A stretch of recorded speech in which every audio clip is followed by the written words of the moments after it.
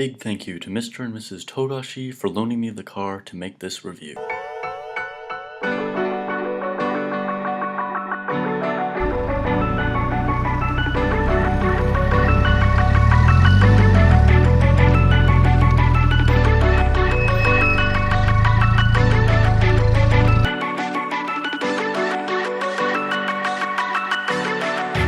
Today we're going to do a review of the S13. This is a 240SX. Some of you may know it as a 180SX or a Sylvia, and this different badging depended on the region that the car was being sold in. In the US, it was known as the 240SX. And it came in a few different body types.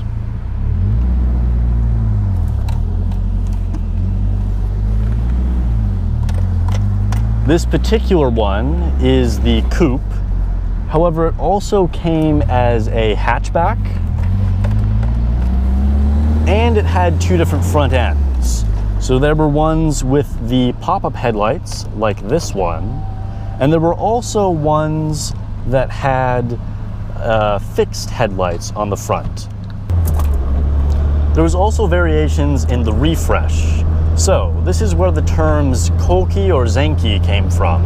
It all started with the S13, and this particular one would be a Zenki. It's a 1990 and has the original taillight design. So the S13 is a car that is extremely popular the world over. It's well known for being good as a drift car, as well as just having general overall good balance and having lots of tuning potential. So in the US, unfortunately, it didn't really come with a very good engine offered.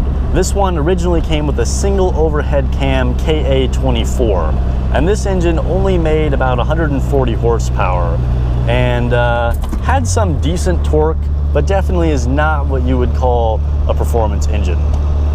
However, in most of the rest of the world, it had the famous SR20, and this car now has an SR20 DET red top swapped into it, and it has 200 horsepower. Now that engine is mated to a 5-speed manual transmission, and this particular one has a short throw shift kit on it, which gives very short and precise feeling shifts. You'll also notice that it has the S13 shift knob on it. That's just one of many modifications that have been made to this car. However, even though this car has quite a few modifications to it, it really stays true to the original form of the S13. This car is special to me in particular because it used to be one of my friend's cars. And we'll go over some of the specific modifications that he made to it a little bit later on. So, in this video, I hope to answer two questions. One, is the S13 only good at drifting? And two, should you bother actually buying one? Or is it just kind of a beater car at this point? So let's talk about this engine. Now, the SR20 red top is miles ahead of the previous engine that was in it. It's way, way better. That being said, it is quite old turbo technology. You'll hear some squealing from the very aggressive brake pads that are installed. I don't know if that actually got picked up on camera or not. But anyway, you will find next to no power low down in the rev range, but then when the turbo kicks in, you really get that shove, which is something that's really fun about older turbos, where you get this like whoosh of power when it really spools up.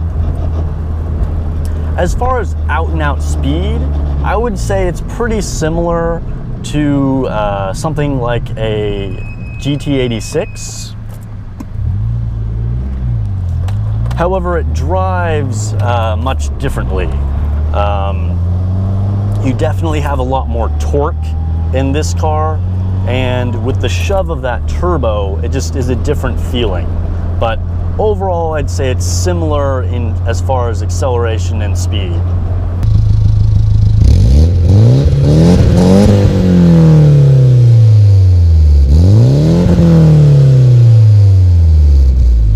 do a poll here.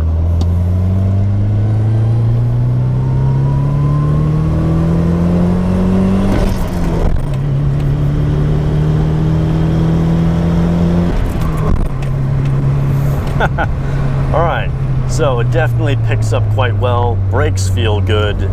And this car actually is known stock for its brakes being kind of its weak point. But this car has a popular upgrade from the Z32 twin turbo 300ZX, and they feel excellent. But as far as that pull, it pulls pretty good. Again, it's not like a massive monster, but it definitely gives you that push. I'll say it's enough to make the car feel fun. Let's talk handling now. I would say that it feels quite direct. It lacks that little bit of dead spot or numb feeling right in the middle that a lot of 90s cars are known for. And it goes right where you want it as soon as you start turning the wheel. As far as handling characteristics go, it feels very neutral. It doesn't really feel particularly biased to oversteer or understeer, and is overall a very easy car to drive. Now, I can't demonstrate that a whole lot here on the streets, but you'll have to take my word for it. But even in these kind of curves here on this road, you can kind of get a feeling for generally where the weight is in the car, and it feels quite neutral. And I can tell you that up in the canyons, it does quite well. Now, one of the things that makes this car so popular is its incredible tuning potential and aftermarket support. It is very easy to find all kinds of parts for this car, whether it's suspension, engine, exterior modifications. The forums are overflowing with both good information and misinformation. It's been used in professional drifting events, and I can definitely see why. The car feels really good. And everything that my friend did with this car is very good evidence for the aftermarket and tuning support. So let's talk about a few things specific to this S13. We've got a Momo steering wheel and some nice Corbeau seats that are very comfortable but are also well bolstered. We have that S15 shift knob I mentioned in a short throw kit.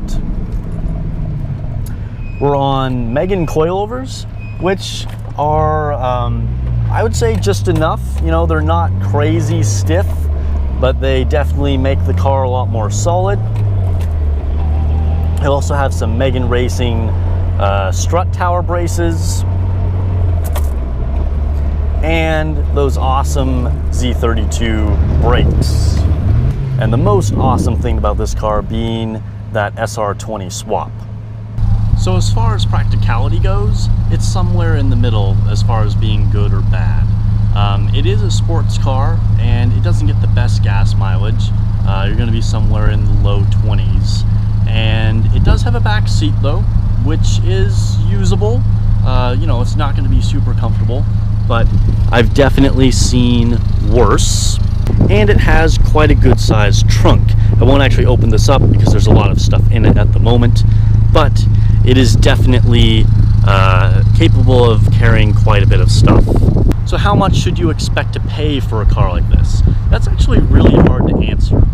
Because the S13 is so popular and there are so many of them out there, and it's so old, the spectrum of S13 is really wide. However, I will say it's hard to find a clean example such as this. Most of them are quite beat down. They are known as kind of an entry-level car, and unfortunately it attracts a lot of people who do some questionable things in them, and a lot of them don't look nearly as good as this one. That being said, you could probably find an S13 for anywhere between $1,000 to $8,000. I don't know.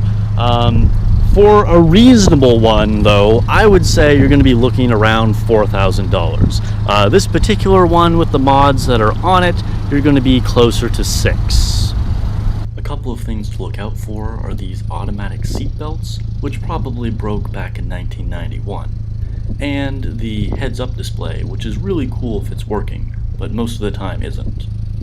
So let's get back to those two questions that I asked at the beginning. Number one, is it only good at drifting? Well, that's definitely a no, and that should be kind of obvious by now. Usually if a car is really good at drifting, it's going to be good at everything else as well as far as handling goes. So it'll be a perfectly good road racer as well. That neutral handling can be good for both keeping balance as you are drifting and if you're trying to go around a corner as fast as possible. In fact, it's almost unfortunate that it has such a good reputation for drifting because I feel that that has only contributed to more of these being trashed. So, is an S13 worth buying? I would say yes. It's definitely a car that has extremely high potential and a very low entry point. So it's kind of hard to go wrong there. Frankly, your biggest challenge for an S13 is going to be finding one that is good condition. I would not spend my money on one that was really beat down, but that's kind of up to you. All I can say is that it is a car that has good handling characteristics, lots of aftermarket support, and good potential.